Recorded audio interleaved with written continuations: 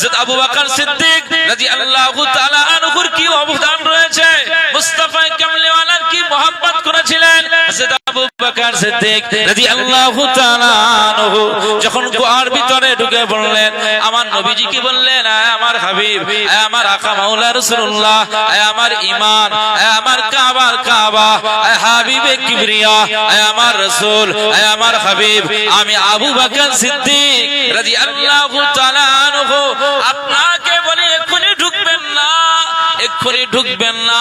আমি আবু বকর আগে গুহার ভিতরটা দেখে আসি, আপনি বাইরে ওয়েট করুন, বাইরে আপনি দাঁড়িয়ে থাকুন, বাইরে আপনি ওয়েট করুন, বাইরে আপনি দাঁড়িয়ে থাকুন। ইয়া রাসূলুল্লাহ গে, ইয়া হাবিবাল্লাহ, হুজুর আপনি বাইরে দাঁড়িয়ে থাকুন, আমি আবু বকর গুহার ভিতরটা একটু তন্ন তন্ন করে তদন্ত করে আসি, গুহার ভিতরটায় কিছু আছে নাকি একটু আমি দেখে আসি, যদি সেখানে নোংরা ঝোংরা থাকে আমি সেগুলোকে পরিচ্ছন্ন করে আসি, গুহার ভিতরটা আমি একটু ক্লিয়ার করে দেই, পরিচ্ছন্ন করে দেই। এই না বলে সিদ্দিক আকবর হযরত আবু বকর সিদ্দিক রাদিয়াল্লাহু তাআলা আনহু ভিতরে চলে গেলেন। ভিতরে চলে যাওয়ার পরে আবু বকর সিদ্দিক রাদিয়াল্লাহু আনহু গুহার ভিতরটা সুন্দর করে পরিষ্কার করলেন, সবকিছু ঝাড়ু দিয়ে দিলেন, পরিষ্কার করে দিলেন, কারণ এই অন্ধকার জায়গা, এই নোংরা জায়গায় আমার আল্লাহ পাকের শ্রেষ্ঠ নবী ঢুকবে, আর সেই গুহার জায়গাটা একেবারে নোংরা থাকবে, এটা আবু বকর দেখে মেনে নিতে পারে না। আমার আকা মাওলা রাসূলুল্লাহর মর্যাদা আমার আল্লাহ আরশ চুম্বি মাকাম করে দিয়েছে। জোরে বলতে পারলেন না? মদিনায় হিজরতের আগে তো এই যে মাহে রজব চলে গেল, মেরাজের রাত চলে গেল না, হিজরত করবার আগে তো রাসূলুল্লাহকে আমার আল্লাহ পাক আকাশে নিয়ে গেছিলেন, আরশে আজিমের মেহমান করেছিলেন। জোরে বলবেন না সুবহানাল্লাহ। হযরত আবু বকর সিদ্দিক রাদিয়াল্লাহু তাআলা আনহু কি প্রেম, তার কি মহব্বত, তার কি বিশ্বাস। এই মেরাজের কথা এসেছে মানে মেরাজের একটা কথা বলি, তাহলে আমি ওই গুহা থেকে আমি একটু সরে আসছি, আমি বলছি সিদ্দিক আকবর আবু বকর সিদ্দিক রাদিয়াল্লাহু আনহু গুহার ভিতরটা পরিচ্ছন্ন করছেন, পরিষ্কার করছেন, পরিচ্ছন্ন করছেন। আমার আল্লাহ পাকের আরশ চুম্বি হাবিব এই গুহার ভিতরে থাকবে, অবস্থান করবে, এটা নোংরা ঝোংরা রাখতে দেওয়া যাবে না। সিদ্দিক আকবর আবু বকর সিদ্দিক রাদিয়াল্লাহু আনহু ভিতরটা পরিষ্কার করলেন, সাফ করলেন। এই সেই আবু বকর রাসূলুল্লাহ যখন মেরাজ থেকে ঘুরে এসেছেন, এক রাতে আমার আল্লাহ পাক রাসূল পাককে ফেরেশতা জিবরিল আমিন আলাইহিস সালামের মাধ্যম দিয়ে বুরাকের পিঠে তুলে নিয়ে এক রাতে রাসূলুল্লাহকে আমার আল্লাহ পাক কাবা বাইতুল্লাহ শরীফ থেকে আর বাইতুল মুকাদ্দাস যেটা ফিলিস্তিনে, বাইতুল মুকাদ্দাস সিরিয়াতে অবস্থিত, এই বাইতুল মুকাদ্দাস পর্যন্ত ওই প্রায় ১৫০০ কিলোমিটার রাস্তা, যদি মানুষ হেঁটে আসে প্রায় ২ সপ্তাহ ২০ দিন লেগে যাবে। ১৫০০ কিলোমিটার রাস্তা, সেই ১৫০০ কিলোমিটার রাস্তা তখন সব মক্কা মদিনা থেকে সব সফরে আসতেন ব্যবসা বাণিজ্যের জন্য এই সিরিয়াতে, তো প্রায় ১ সপ্তাহ ২ সপ্তাহ লেগে যেত আসতে, আবার যেতেও ২ সপ্তাহ সময় লেগে যেত। এই কাবা বাইতুল্লাহ শরীফ থেকে আর এই বাইতুল মুকাদ্দাস পর্যন্ত আমার আল্লাহ পাক এক রাতে বুরাকের পিঠে সওয়ার করে নিয়ে আমার হাবিব নবীকে এই রাতে কাবা বাইতুল্লাহ থেকে মেরাজ বাইতুল মুকাদ্দাস পর্যন্ত রাসূলুল্লাহকে নিয়ে আসলেন। আর এই বাইতুল মুকাদ্দাস থেকেই সব নবীদের ইমাম হয়ে নামাজ আদা করালেন। রাসূলুল্লাহ নামাজ পড়িয়ে নিয়ে এবার আমার আল্লাহ পাক আকাশ থেকে একটি সিঁড়ি আকাশ থেকে মসজিদুল আকসা বাইতুল মুকাদ্দাসে আমার আল্লাহ নাজিল করে দিয়েছে। একবার জোরে বলুন সুবহানাল্লাহ। এজন্য কোরআনের ভাষায় বলা হচ্ছে ইসরা। ইসরা দেখবেন আমাদের ভারতবর্ষের জমিনে বিজ্ঞানীরা, আমেরিকায় নাসা, আর আমাদের ভারতবর্ষের বিজ্ঞানী যারা মহাকাশচারী বিজ্ঞানী গবেষণা করছেন, মহাকাশে যাওয়ার জন্য আমাদের এখানে ইসরো বলে একটি সংস্থা আসে না? ইসরো, এই ইসরো কিন্তু কোরআনের ভাষা থেকে ইসরো নিয়ে আসছে।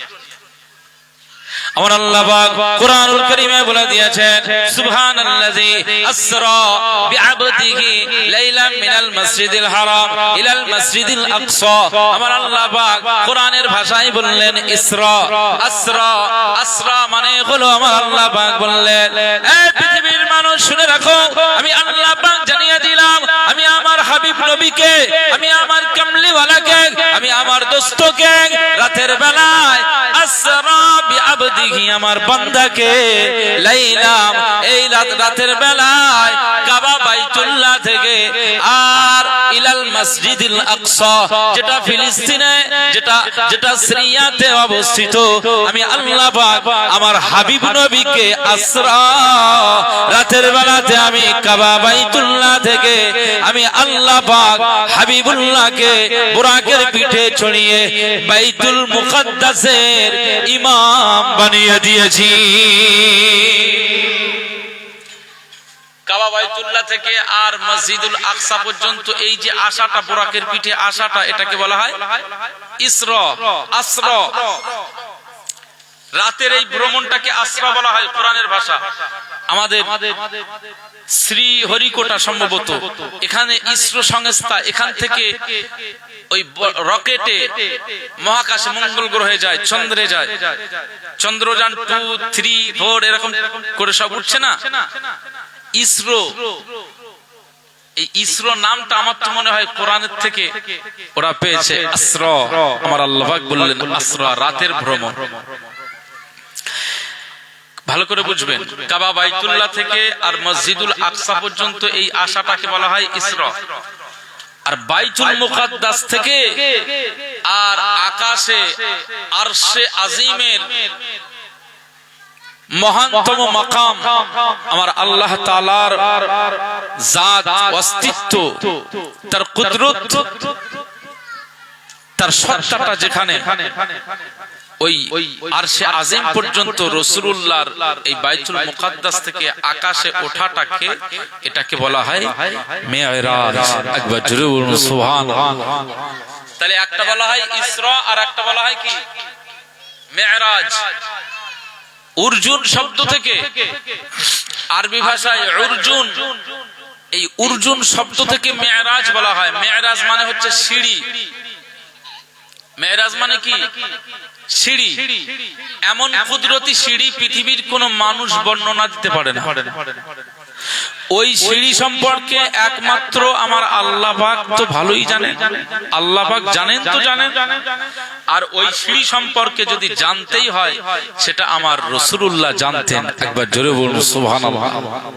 এত দ্রুত গতি সম্পন্ন সিঁড়িতে রাসূলুল্লাহ কদম রেখেছেন, আর সেটা লিফটের মতো আমার আল্লাহ প্রথম আকাশে নিয়ে গেছেন। প্রথম আকাশে ভ্রমণ হয়ে গেল, ওখান থেকে আবার সিঁড়িটাকে ব্যবহার করলেন, ওখান থেকে আমার রাসূলুল্লাহকে আমার আল্লাহ দ্বিতীয় আসমানে ওঠালেন। ওখানে আমার আল্লাহ গোটা দ্বিতীয় আসমানটাকে রাসূলুল্লাহকে ভ্রমণ করালেন। দ্বিতীয় আসমান ভ্রমণ হয়ে গেল, সেখান থেকে আবার ওই সিঁড়ির মাধ্যমেই আমার রাসূলুল্লাহ সাল্লাল্লাহু আলাইহি ওয়াসাল্লাম তৃতীয় আসমানে গেলেন। এইভাবে মুস্তাফা কামলিওয়ালা চতুর্থ আসমানে গেলেন, পঞ্চম আসমানে গেলেন, ষষ্ঠ আসমানে চলে গেলেন, সপ্তম আসমানে গেলেন, সপ্তম আসমান পার করে সিদরাতুল মুনতাহা চলে গেলেন। সিদরাতুল মুনতাহা টপকে যেখানে লা মাকান, কোনো আর প্লেস নাই, লা জামান কোনো সময় নাই, এই জায়গা টপকে গিয়ে মুস্তাফা কামলিওয়ালা আকা মাওলা রাসূলুল্লাহ সাল্লাল্লাহু আলাইহি ওয়াসাল্লাম আরশে আজিমের নিকটে পৌঁছে গেলেন। কাবা কাউসাইনি আও আদনা, দুই ধনুকের আরো নিকটে, দুই ধনুকের থেকে আরো নিকটে আমার আল্লাহ পাকের দিদার নসিব হয়ে গেল। এটাকে বলে মেরাজ। রাসূলুল্লাহর মেরাজ হয়েছিল। মক্কা শরীফে আমরা এবারে ক্লক টাওয়ার, যেটাকে ঘড়ি বিল্ডিং বলা হয়, ওটাকে ইংরেজিতে ক্লক টাওয়ার। এই ক্লক টাওয়ার প্রায় অনেকটা উঁচু বিল্ডিং, বিশাল এরিয়া জুড়ে ওই টাওয়ারটা ওখানে আছে, এবং সব ফ্ল্যাটে, সব রেস্টুরেন্ট, হোটেল, বহু দামি দামি গেস্ট ওই হোটেলে থাকে, ওখান থেকে সব উমরা পালন করে, ইবাদত বান্দেগি করে। তো আমরা সম্ভবত এবছরে উঠেছিলাম 56 তলা। আমার এক হাজী সাহেব ভাই আমাকে নিয়ে গিয়েছিলেন, হজ পাকেও নিয়ে গেছিলেন, উমরাতেও নিয়ে গেছিলেন। তো আল্লাহ তাআলা এই সুযোগটা করে দিয়েছেন, চামড়ার চোখে কাবা বাইতুল্লাহ চোখ দেখে আসলাম। এর চাইতে আর কি রাসূলুল্লাহর রওজা আকদাস দেখেছি। গোটা পৃথিবীর কিছুর সাথে আর তুলনা করা যাবে না। আল্লাহ আপনাদের জীবনে একবার অন্তত ওই জায়গায় নিয়ে যান, দোয়া করি, বলুন আল্লাহুম্মা আমিন। 56 তলায় উঠেছিলাম, শুধু লিফটে দাঁড়ালাম আর মুহূর্তের মধ্যেই বলে নামো। আমি বলি কেন, এখনো তো অনেক, খুব দ্রুত গতিতে উঠে পড়লাম নিচ থেকে। আর 56 তলা, এক মিনিটের মধ্যেই আমি উঠে পড়লাম, এরকম একটা মনে হয়েছে। আচ্ছা, এই লিফটের কারিগর কারা? মানুষ না, মানুষের তৈরি করা লিফট। কলকাতার যে সমস্ত ফ্ল্যাট গুলো দেখা যায়, ওই ফ্ল্যাটের সর্বোচ্চ রুমে ফ্ল্যাটে উঠতে গেলে এই সিঁড়ি বেয়ে ওঠার কাজ না, লিফটে দাঁড়াতে হবে, একেবারে মাথায় নিয়ে যাবে, কয়েক মিনিটের মধ্যে আপনাকে উপরে নিয়ে যাবে। এটা মানুষের তৈরি করা। মুসলমানের ছেলেরা, খুব খেয়াল করে শুনুন, যদি মানুষের তৈরি করা সিঁড়ি, মানুষের তৈরি করা লিফটের মাধ্যমে 100 তলা, 200 তলা, 100 তলা, 150 তলা, এইভাবে বড় বড় আকাশচুম্বী ফ্ল্যাটে যদি মানুষ ইউজ করতে পারে, আর লিফটে দাঁড়ালে মুহূর্তের মধ্যে যদি সম্ভব হয় যে মুহূর্তের মধ্যে 100 তলার উপরে চলে যাওয়া, এটা যদি সম্ভব হয় 1 মিনিটের মধ্যে, 1.5-2 মিনিটের মধ্যে, যদি মুহূর্তের মধ্যে লিফটে দাঁড়ালে যদি আকাশে উঠিয়ে দেওয়া হয়, এটা যদি মানুষ তৈরি করতে পারে, এটা যদি সম্ভব হয়, না না, আমার আল্লাহ পাকের কাছে আমার আল্লাহ পাক বললেন ইন্নাল্লাহা আলা কুল্লি শাইইন কাদির, আমার আল্লাহ পাক সর্বশক্তিমান, তার কাছে যাওয়ার মতো কারো ক্ষমতা নাই, লা মিসলা লাহু, তার কোনো উদাহরণ দেওয়া যাবে না। এ নবীর উম্মত উম্মতিরা, আমার আল্লাহ পাক বোরাককে কি দ্রুত গতি সম্পন্ন করে দিয়েছে পৃথিবীর জমিনে। আমার আল্লাহ পাক ওই মেরাজের সিঁড়িটাকে কত দ্রুত গতি সম্পন্ন করে দিয়েছে। না না, কিতাবের ভিতরে এসেছে মুস্তাফা কামলিওয়ালা আকা মাওলা রাসূলুল্লাহ সাল্লাল্লাহু আলাইহি ওয়াসাল্লাম যে বুরাকের উপরে সওয়ার হয়েছিল, ওই বুরাকের চলন্ত দ্রুত গতি সম্পন্ন চলন্ত ডিসটেন্সটাকে বোঝানোর জন্য, যে তার ধাপ বোঝানোর জন্য হাদিসে এটা এসেছে যে ফাঁকা ময়দানে একটা মানুষের দৃষ্টি যত দূর যাবে, বুরাকের ধাপটা তত দূর। আপনার দৃষ্টি যদি গাজীপুর পর্যন্ত যায়, আর বুরাকের ধাপটা গাজীপুর পর্যন্ত, আপনার দৃষ্টি যদি অনন্তপুর পর্যন্ত যায়, তো বুরাকের ধাপটা অনন্তপুর পর্যন্ত। আপনার দৃষ্টিটা যদি ভাঙড় পর্যন্ত যায়, বুরাকের ধাপটাও ভাঙড় পর্যন্ত। আপনার দৃষ্টিটা যদি ঘটকপুকুর পর্যন্ত যায়, তো বুরাকের কদমটাও ঘটকপুকুর পর্যন্ত। এ নবীর উম্মত উম্মতিরা, খুব খেয়াল করে শুনুন, আপনার দৃষ্টিটা যদি এই দুনিয়ার এক প্রান্ত থেকে অপর প্রান্ত পর্যন্ত চলে যায়, আমার আল্লাহ পাক বুরাকের এই ক্ষমতা দিয়েছে যে আপনার দৃষ্টি যদি এক প্রান্ত থেকে অপর প্রান্ত পর্যন্ত হয়ে যায়, বুরাকের কদমের চলাটাও এতটা দ্রুত আমার আল্লাহ দান করে দিয়েছে। বুরাকের ধারটাও এত বড়। কাবা বাইতুল্লাহতে উঠেছেন আর বাইতুল মুকাদ্দাসে নামছেন, জোরে বলবেন না সুবহানাল্লাহ। যেখানে 2 সপ্তাহ সময় লাগে যেতে, সেই জায়গায় মুহূর্তে পৌঁছে গেছে। কথা বুঝতে পারছেন? বসে খবর ভালো তো? আলহামদুলিল্লাহ। আমার দিনদার ইমানদার ভাইরা, নেককার আল্লাহওয়ালা বাবাজিরা, তো এই মেরাজে রাসূলুল্লাহ পৌঁছে গেলেন বাইতুল মুকাদ্দাসে। বাইতুল মুকাদ্দাস থেকে এবার আমার আল্লাহ কুদরতি সিঁড়ি পাঠিয়ে দিয়েছেন। ওই সিঁড়ি, ওই লিফট রাসূলুল্লাহ সাল্লাল্লাহু আলাইহি ওয়াসাল্লাম ওই সিঁড়ি বা ওই লিফটের মাধ্যমে আকাশ সব টপকালেন, সব আকাশ টপকে টপকে টপকে টপকে আমার আল্লাহ পাকের দিদার পেয়ে গেলেন। আবার ওই রাত্রে রাসূলুল্লাহ ফিরে আসলেন। রাসূলুল্লাহ ওই রাত্রে ফিরে আবার মক্কাতে আসলেন। সকাল হলো, উম্মে হানি রাদিয়াল্লাহু তাআলা আনহার সাথে বর্ণনা করছেন যে আমি মুহাম্মদ সাল্লাল্লাহু আলাইহি ওয়াসাল্লাম আমাকে আমার আল্লাহ পাক আরশের মেহমান করেছিলেন। আজকে রাতে আমি মেরাজ থেকে ঘুরে এসেছি, আকাশ থেকে ঘুরে এসেছি। আজকে রাতে আমি বাইতুল মুকাদ্দাসে গিয়েছিলাম, আমি আজকে রাতে ওখান থেকে সফর করে এই ফিরে আসলাম। আমার আল্লাহ পাক আজকে আমাকে অনেক কিছু দেখালেন। উম্মে হানি রাদিয়াল্লাহু তাআলা আনহা সেই সময় বললেন, ইয়া রাসূলুল্লাহ, ইয়া হাবিবাল্লাহ, আপনি অন্তত এই কথাটা মক্কার কোন মানুষকে শোনাবেন না,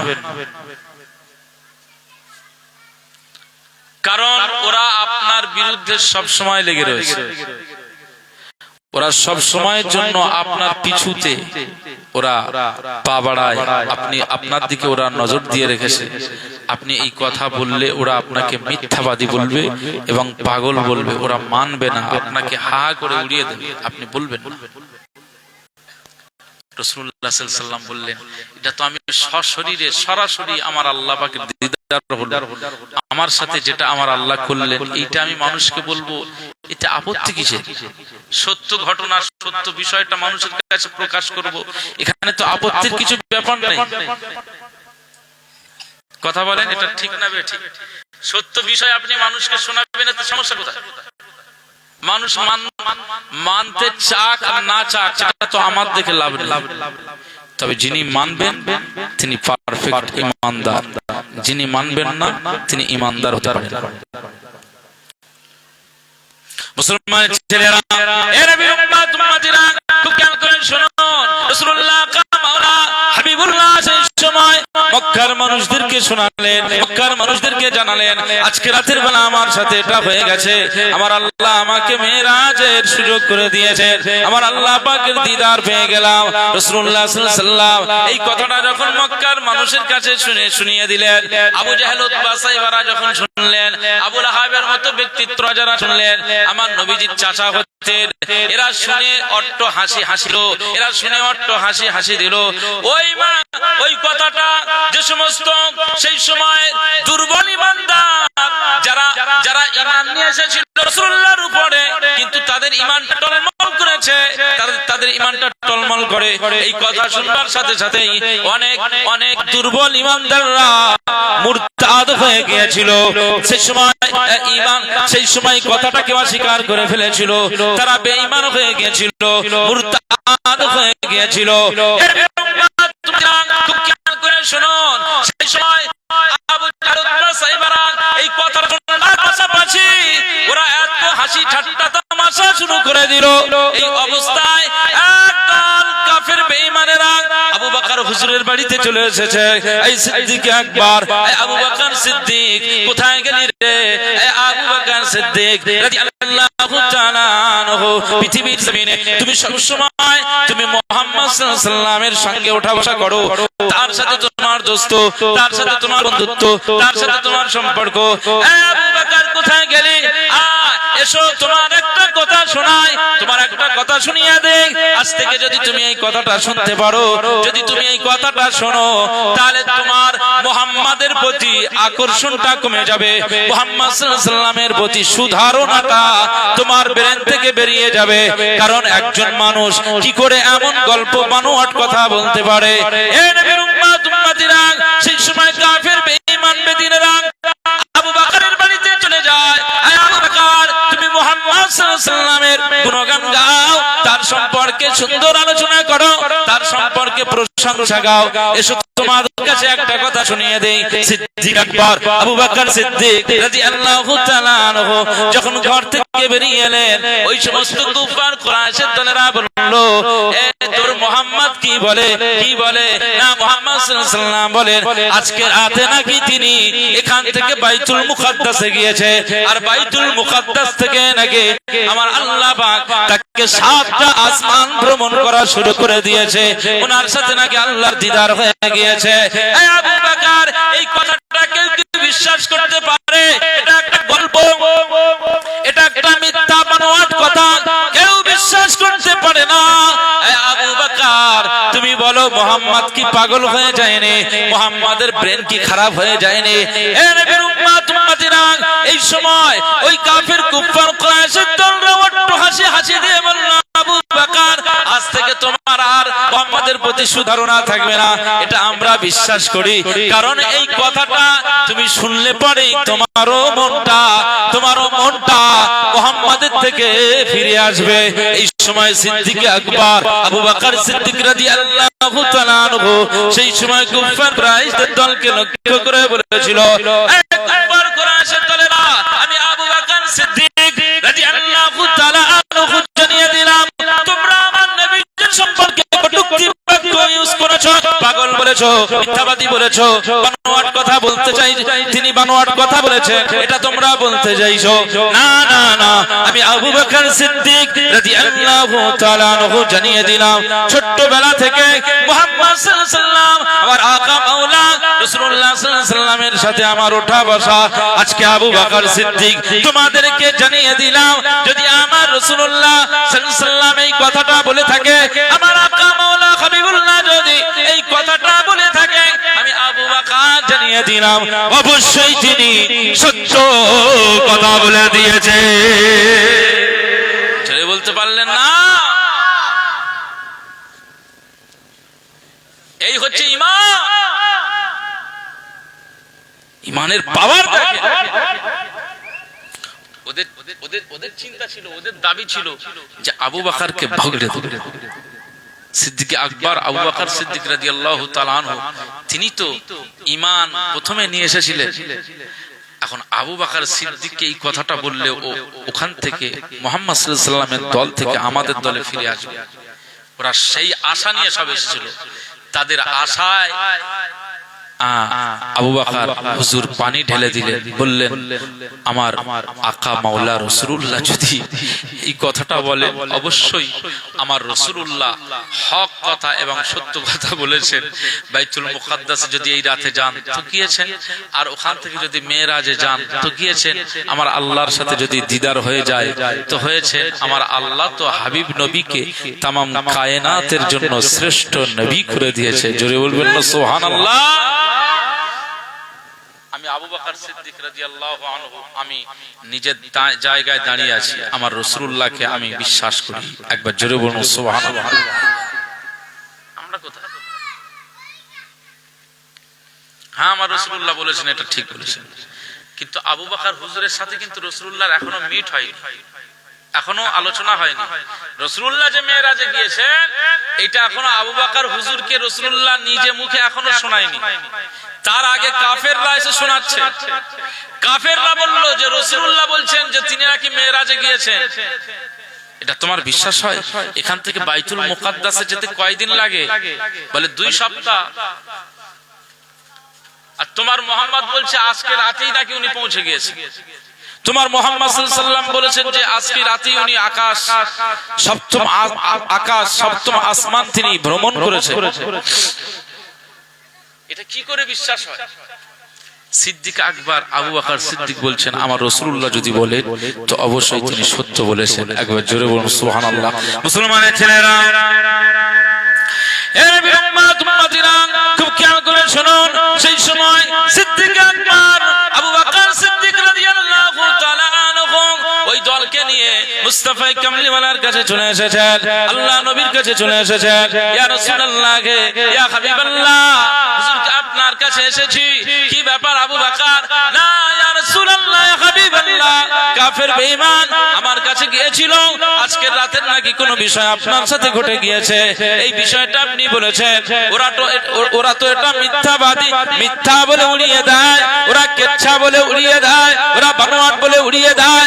ইয়া রাসূলুল্লাহ, ইয়া হাবিবাল্লাহ, ওরা উড়িয়ে দিয়েছে, হাসি ঠাট্টা তামাশা করেছে, কিন্তু সিদ্দিক আকবর আমি আবু বকরের কাছে গিয়ে যখন এই কথাটা বলেছে, আমি আবু বকর আজকে দিনে ওদের মুখ থেকে কথাটা শুনবার সাথে সাথে আমি আবু বকর ওদের কথার সাথে আমি আবু বকর আপনার প্রতি আর বিশ্বাসের কথাটা, আমি সত্য কথাটা আমি বলে দিয়েছি। আমি বললাম ইয়া রাসূলুল্লাহ হাবিবাল্লাহ, আমি বলে দিলাম এই কুফার কুরাইশের দলেরা, আমি আবু বকর সিদ্দিক রাদিয়াল্লাহু তাআলা আনহু জানিয়ে দিলাম, তোমরা যেটা বানোয়াট বলছো, তোমরা যেটা মিথ্যা বলছো, তোমরা যেটাকে অস্বীকার করতে চাইছো, ওইটাই আমি আবু বকর আমার রাসূলুল্লাহর জন্য আমি মেনে নিলাম।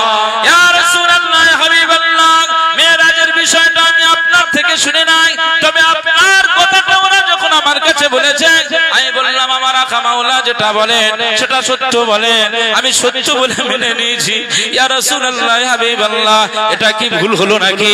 এটা কি ভুল হলো নাকি? আল্লাহ নবী সেই সময় খুশি হয়ে সিদ্দিক আকবর আবু বকর সিদ্দিক রাদিয়াল্লাহু তাআলা আনহুকে লক্ষ্য করে খুশি মনে হাসি মনে বলে দিয়েছিল, আবু বকর রাদিয়াল্লাহু তাআলা আনহু, আমি রাসূলুল্লাহ সাল্লাল্লাহু আলাইহি ওয়াসাল্লাম আজকে এত খুশি হয়ে গেলাম, আমি রাসূলুল্লাহ আজ থেকে তোমাকে সিদ্দিকী উপাধি দিয়ে দিলাম। আবু বকর সিদ্দিক, এই সিদ্দিক উপাধি যে বিনা জাতিকে, বিনা লজিকে, বিনা যুক্তি খাড়া করে যিনি আমার এই কথার উপর বিশ্বাস করেছেন, উনিই তো সিদ্দিক। একবার জোরে বলুন সুবহানাল্লাহ।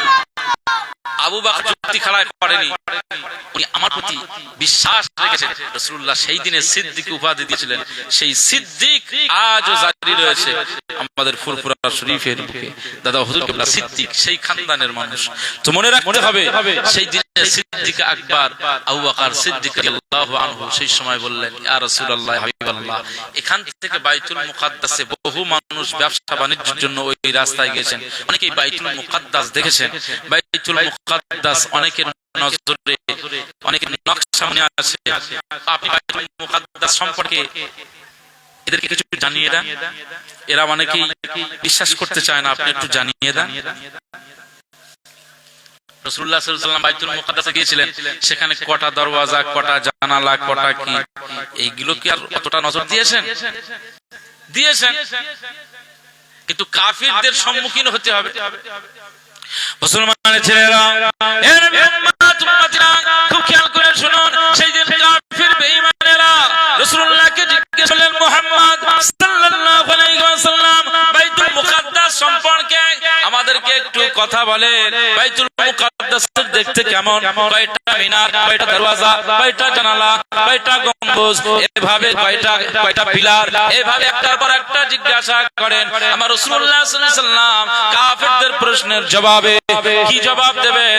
আমার আল্লাহ পাক বলেন, রাসূলুল্লাহ যখন যেখানে, আমার রাসূলুল্লাহ যেখানে আমার রাসূলুল্লাহ যে জায়গাটায় আমার রাসূলুল্লাহকে হেনস্থা করার জন্য ওরা উঠে পড়ে লেগেছে, ইজ্জতি করবার জন্য উঠে পড়ে লাগে, আমি আল্লাহ পাক আমার রাসূলুল্লাহর ইজ্জতকে সেই জায়গায় বাড়িয়ে দেই।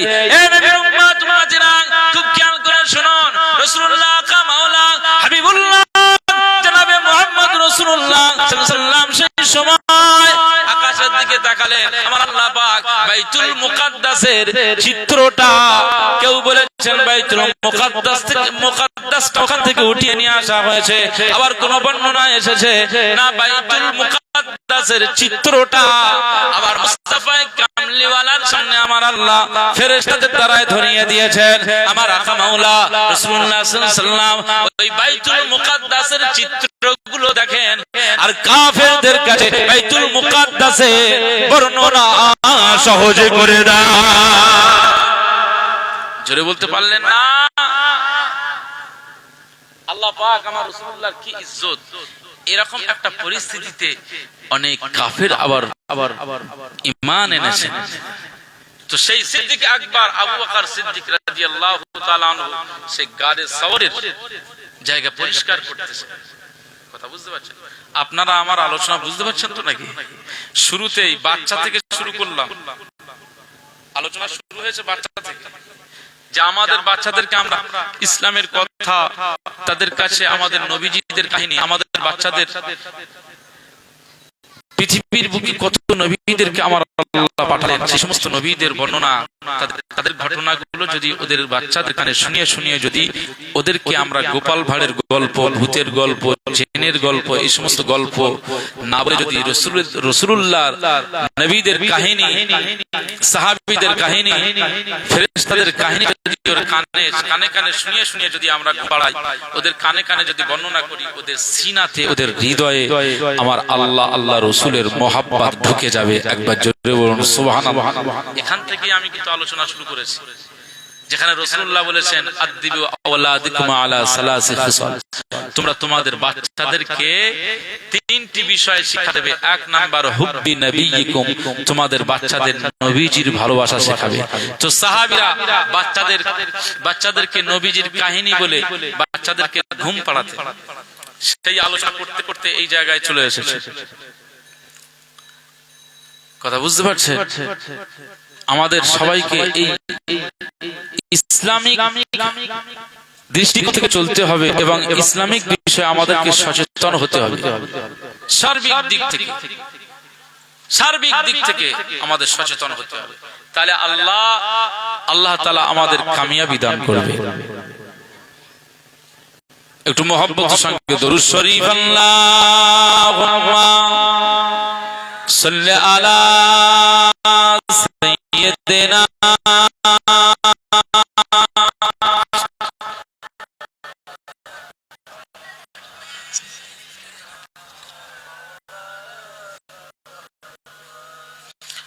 দরুদটা মেটানো হয়ে যাচ্ছে না? সবে তো 9:30 বাজে।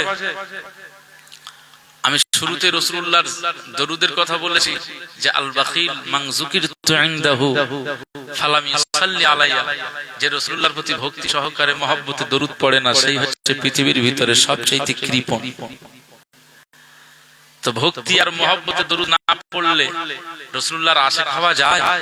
রাসূলুল্লাহর খাঁটি উম্মত হওয়া যায়? এজন্য মুস্তাফা কামালি মহব্বত দরুদ পড়তে হবে। প্রাণ উজাড় করে যতজন মানুষ বসে আছেন মহব্বতে প্রাণ উজাড় করে দরুদ শরীফ আল্লাহুম্মা সাল্লি আলা সাইয়্যিদিনা